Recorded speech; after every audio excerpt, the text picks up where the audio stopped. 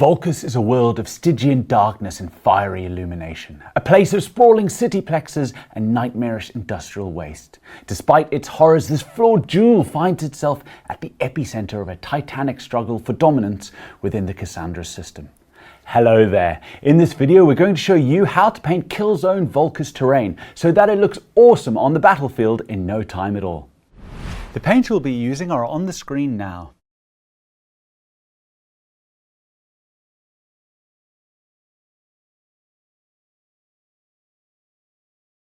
We also have a list of the additional equipment we've used, but you can use whatever brushes you feel most comfortable with. If you're new to painting or want to brush up on your skills, you can check out the Citadel Color Painting Essentials playlist to learn all about our paints and techniques. As you can see, we've undercoated our Killzone Volkus terrain with grey cere. Let's get painting. First up, we're going to pick out all of the pipes, power units, wiring, vents, and other mechanical details with a well-named Mechanicus Standard Grey. Try to be as neat as you can here with these details. If you make any mistakes, you can always just tidy back up with grey cere. Just remember to thin out your paint with a little bit of water as well to make sure it's not too thick and goopy when applying it to the model. Alright, with all our pipes, vents, and general mechanical details picked out, we're on our way with this piece of terrain. Next up, we'll be using Retributor armor to pick out all of the gold trim that we can see on the reference pictures. How much of this that you want to pick out is up to you. In this video, we're going to do the horizontal trim as well as the door and window frames. Again, be as neat as possible here and tidy back up with the previous colors if needed. Now that the golden trim has been picked out, our Volkus terrain is really coming to life. We're going to pick out some of the smaller details next. Okay, we're now going to paint the Mechanicus symbol that we can find on our ruin. For this, we'll be using Abaddon Black. As you can see in the box art, half of the skull is black and then the reverse side of the outer edge is black. Once we're happy with that, we'll fill in the right hand side. When that is done, we'll paint the left hand side of the skull. With that completed, we now need to paint the reverse side of both the skull and outer edge with Corax White. You'll need a couple of layers here to get good coverage, so just remember to add a bit of water in order to thin out your paint so that you don't get any unwanted texturing. And with the Corax White done, our Mechanicus symbol has been picked out and we're really starting to crack on with this piece. On to the silver details next. Alright, we'll now pick out all of the working metals with Iron Warriors. So we're looking to paint the window bars, door wheels, and any little bits here and there that you think should be filled in. You can always check the box out for reference here as well. Our working metals are now fully based and it's time to move on to painting the floor. We're going to move on to the floor next. For this, we'll be using Pterodon Turquoise straight from the pot. I'm using a medium shade brush here because I want to load up with my contrast paint in order to apply it over the larger area heavily. As you can see, I'm applying it with large dollops. I'm doing this to avoid any unwanted tide marks. Once I've covered the entire area, I'll then go back and soak up any excess pooling. Okay, for the door, I'm using Sons of Horus Green. These two green tones for the floors and doors really help to punch some color onto our scenery. As always, try to be as neat as you can when painting the door and tidy up any mistakes with the previous colors.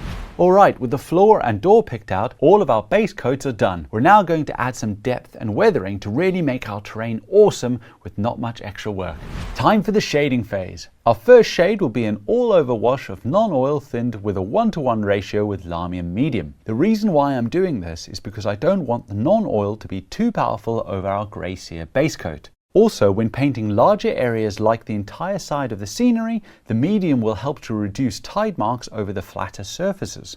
Just remember to be controlled with your application and paint the scenery in sections like what I have done. This means when you're finished with one particular section, you can go back in with a dry brush to soak up any pooling. Once the entire scenery piece has been painted, let it dry completely before carrying on. This should take about 20 minutes.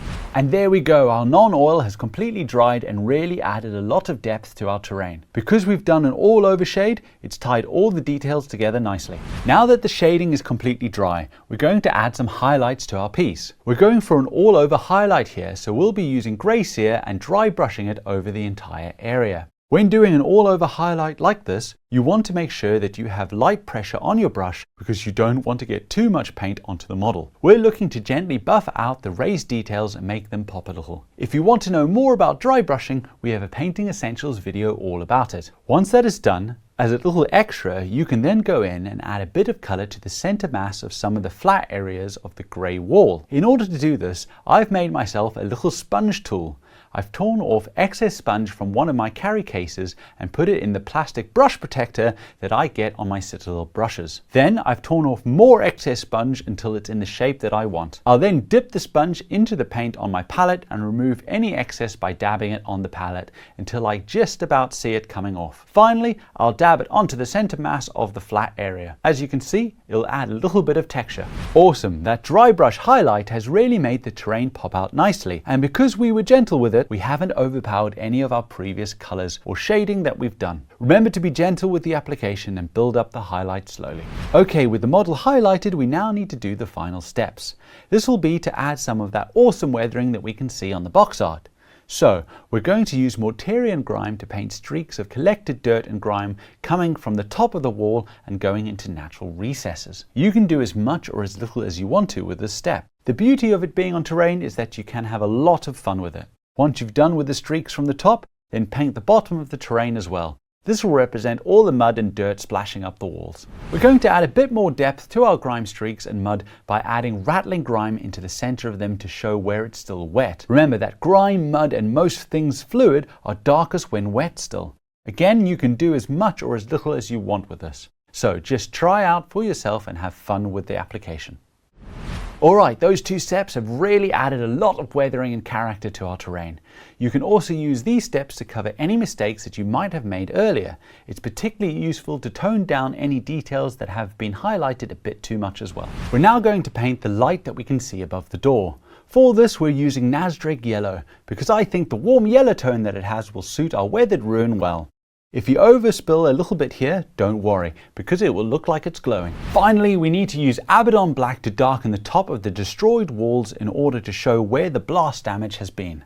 We'll be dry brushing Abaddon Black over this area, so gently build up the application as you don't want to overpower all of the work you've done previously.